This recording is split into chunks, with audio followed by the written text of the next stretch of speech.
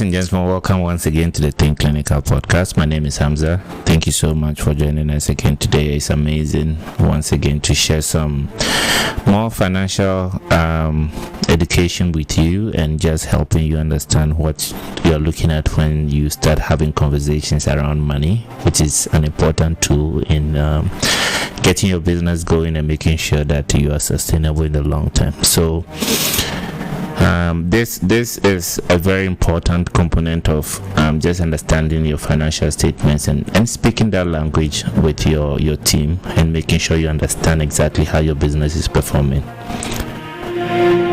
One of the most important ways to understand the performance of your business, when you look at, so we've talked about looking at income statements, we've talked about looking at cash flow statements, we've talked about looking at balance sheets. Now, when you have any of these, you cannot look at any of those line items in isolation. They need to be looked at together with other things, and ratios are one of the ways in which you are able to properly look at how your business is performing. So if you are talking about and we have different types of ratios, but a lot of the time you can't just look at your revenue in isolation. You can just look at your operating profit in isolation. It doesn't tell you too much about how efficient you've been. It doesn't tell you too much on how much you are making from the bottom line, or how much you're able to keep from the bottom line. It doesn't tell you so much. It doesn't tell you how healthy or how heavily leveraged you are as a company. So ratios actually give you that insight into your business and helping you understand exactly where you are with different things, and just being able to project into how healthy or how efficient or how heavily leveraged you may be. So it's important that you understand some of these, and today all the ratios we're going to talk about are more of profitability ratios. So you may be making some money, but you need to be able to objectively determine whether your business is profitable or not. And so today we'll be going through 6 of these ratios, and after all the conversations we've had around income statements and we've had around balance sheets, you understand what some of these terminologies mean. So whenever I throw them around, you will understand exactly what I'm trying to or I'm talking about. I'm going to categorize these into 2 main headings. One are the margin ratios, which are usually very nice and simple because you mostly can get all of these from the income statement. The other side of these are return ratios. So we are going to talk about 3 return ratios, and we'll talk about 3 margin ratios. So let's start with the margin ratios for now.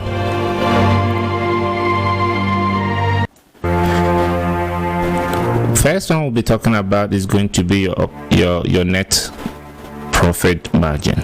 So when you try to look at your net profit margin, you are looking at your net profit, which again, after our discussion on income statements, you know where to find your net profit, over your revenue. So you're looking at that percentage, and you want that percentage to be as high as possible, because after you make the money and after you spend everything, or you do all your expenses, how much of this is left? And what is the ratio of how much of this, whatever is left, what's the ratio of that to the total amount of money you actually made from the business? What does this speak to? It tells us how much bottom line profit your business is able to keep for each dollar. So if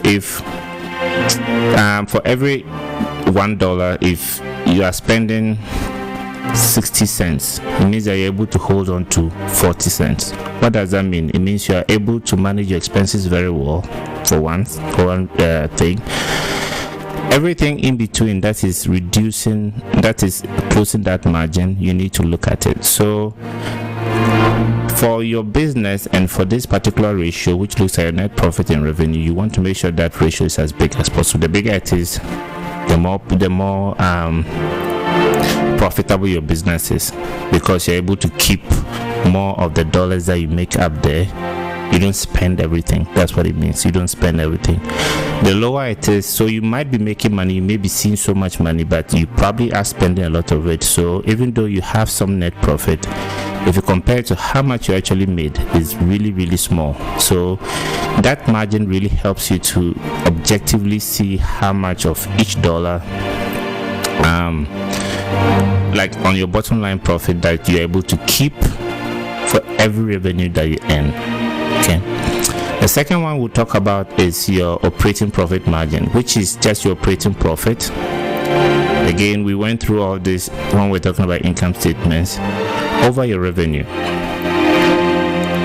Now, when you have this, it tells you how efficient you are as a business and how efficient you are at managing your operational expenses.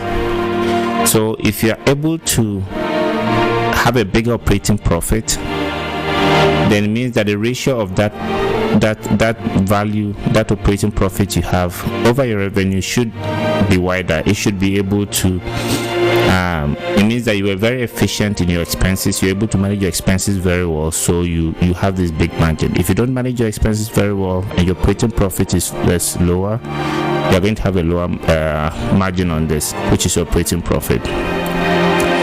And so as we go through this, you will realize that from net profit margin, which is really wide, it encompasses all your expenses after every expense, including interest and taxes. After everything is taken out, the net profit at the bottom line is what you are comparing to your revenue.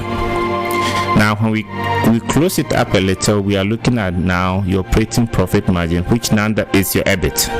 Again, earnings before interest and taxes. If you want to go through this again, go back and watch the video on income statements. You'll be able to understand what operating profits are. But when you talk about operating profits, they're the same as your EBIT, which is your earnings before interest and taxes. So right now you are narrowing it again, and you're looking at how much you made before you paid your interest on your loans or your taxes. So that becomes even a narrow view of your financial health and where you can actually improve efficiency to make more money. Now you can narrow it even further. That's when you look at your direct cost or your cost of sales. When you take that out of your revenue, and it becomes you're not even looking at indirect cost anymore to go all the way into your operating profit. Now you're just taking out all the cost that is directly associated with the service or the sales that you are providing, which is your cost of sales, or which is your direct cost. Now if you take that direct cost out of your revenue, what is the margin on it? So this is very important, especially looking at the how much of, like how narrow you can look at your ratios. So you can look at it very broadly. When you take out all your expenses, which will give you a net profit margin, you can look at it, you can narrow it down, take out your interest and your taxes, and look at it when you just have all your operating expenses taken out. And you can even go further to look at it on another level when you have just your direct cost or your cost of taken out. So those are the margin ratios. Now when we look at the return ratios, we have three of them. We have a return on assets, we have a return on equity, and then we have a return on capital employed. What do these mean? When you talk about return on assets, now when you hear anything like assets, it means that it's going to be on balance sheet. So return ratios, unlike margin ratios where you find all your numbers on an income statement, return ratios you may need to use two different financial statements, because your return on assets is your net profit, which is found on your income statement, divided by your total assets, which is found on your balance sheet. So you need two different ratios. Now it tells you how efficiently your business uses its assets, that's what you have, to generate profit. As simple as that. Now when we go to the return on equity, as soon as you hear equity, you know that again we're going to be using two statements, because return on equity is also net profits, but not over assets. You are looking at it over your total equity. Equity is on your balance sheet, your assets is on your income, your profits or your income statement. So when you look at those two, the higher it is, the better your return on equity. And it just means that your business is so heavily leveraged, and that comes at some form of financial risk. So again, that is just looking at two different sources of two numbers on two income statements and using them to tell a story. That's what ratios allow you to do.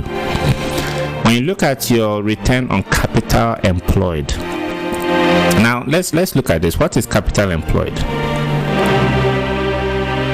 When you look at any money that is injected into your business, which can be in the form of owner's equity, which is how much the owners put into the business, or your long-term debts, which come in the form of loans, you will have the capital employed. So again, what does that mean? They are saying you are looking at the money, all the money that has been injected into the business. So if you take your assets and you take out your current liabilities, then you will have your capital employed. That's all that it means. And again, if you don't understand what all these things mean, watch the video on balance sheets and how you can understand them better. So that talks about your operating profit over your capital employed. Operating profit again is on your income statement. Capital employed is on your balance sheet. Capital employed is your assets less your current liabilities, which is on your balance sheet. So you have to use two financial statements then. And again, it just speaks to how the business is using its capital efficiently to generate profit. That's all. So how are you using your capital to generate profit? So all these ratios we are talking about are things that investors look at, especially when they become interested in investing in your business. And these are things that you need to start tracking to be able to see whether or not your business is performing objectively. And looking at just how much money you are putting in the bank every month doesn't tell the story. Or looking at just how much you're spending doesn't tell a story. You need to start looking deeper into these ratios to be able to see, okay, for instance, if I'm going to be looking at a margin profit like net profit margin, how much do I want to grow my net profit margin? What are the different things I can influence within my expenses to be able to improve that margin? Or if you want to narrow it, how can I improve my operating profit margin? And it just goes on and on. How am I using my assets to generate profits, which comes in the form of your return on assets? How are you using your equity? How much are you heavily leveraged in terms of your return on equity? And again, you look at your return on capital employed. How much of your operating profit are you making? How efficiently, let me put it that way, how efficiently is your capital being used to generate profit? So when you have any and you're able to get used to these conversations, it's easy for you to have a broader conversation with your team. It's easy for you to engage your business. It's easy for you to start looking at areas of improvement and start improving them. It's easy for you to have conversation with investors because you are able to give them the information they need to be able to make quick decisions on whether or not this is a business they want to be part of or they don't want to be part of. Financial statements are important. Understanding these statements is equally and even more important in this context, and you need to pay more attention to these things and learning them. It has to be an active process.